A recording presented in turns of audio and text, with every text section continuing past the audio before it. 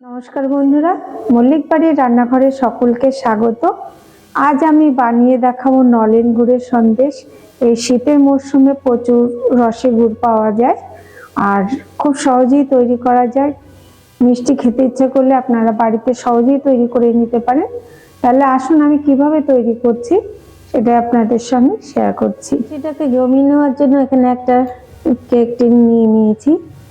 একটু ব্রাশ করে নেব যাতে মিষ্টিগুলো লেগে না যায়, তার জন্য ব্রাশ করে নেওয়া হয়ে গেছে। উনুনে একটা কড়াই বসিয়ে দিয়েছি। এখানে আমি আমুল তাজা দুধ নিয়ে নিলাম 500 গ্রামের মতো। দুধটা একটু গরম হতে দেবো। দুধ উষ্ণ গরম হয়ে গেছে। এবার আমি গুঁড়ো দুধ 1 কাপ গুঁড়ো দুধ নিয়ে নিয়েছি। এই দুধটা এর সঙ্গে মিশিয়ে নেবো। এই সময় কিন্তু আঁচটা আমি লোতে রেখে মিশিয়ে নেব। উষ্ণ গরম দুধে যদি গুঁড়ো দুধ মেশানো যায় তাহলে সুন্দরভাবে মিশে যায়।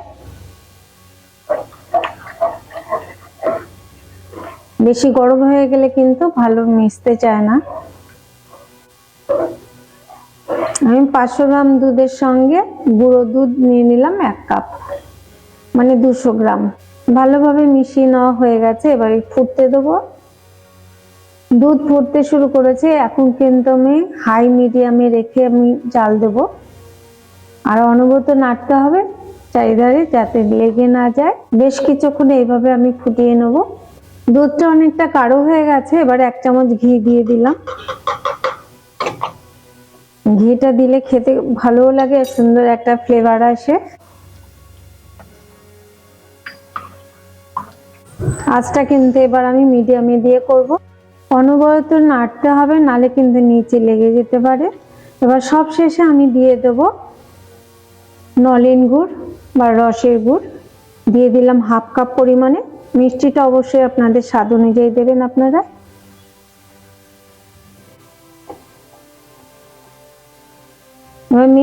গুড়টা দেওয়াতে অনেকটাই পাতলা হয়ে গেল।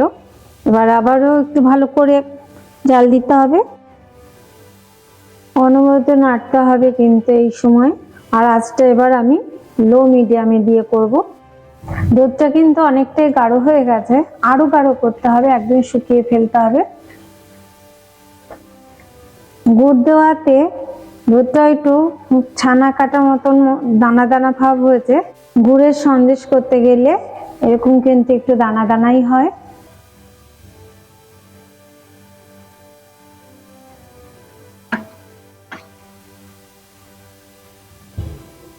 আগে থেকে ট্রেতে যে আমি ব্রাশ করে রেখেছিলাম ঘি, এর মধ্যে আমি সেট করে নেব।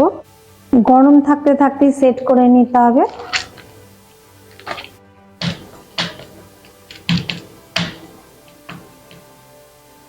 এভাবে সেট করে নিলাম। এবার ঠান্ডা হতে দেবো।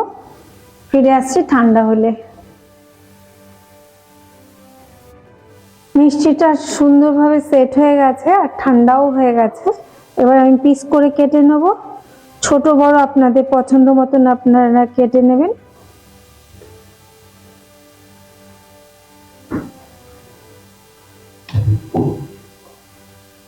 এইভাবে কেটে নিলাম। এবার চৌকো শেপ দিয়ে নেব। আপনারা চাইলে ছুরি দিয়েও কেটে নিতে পারেন।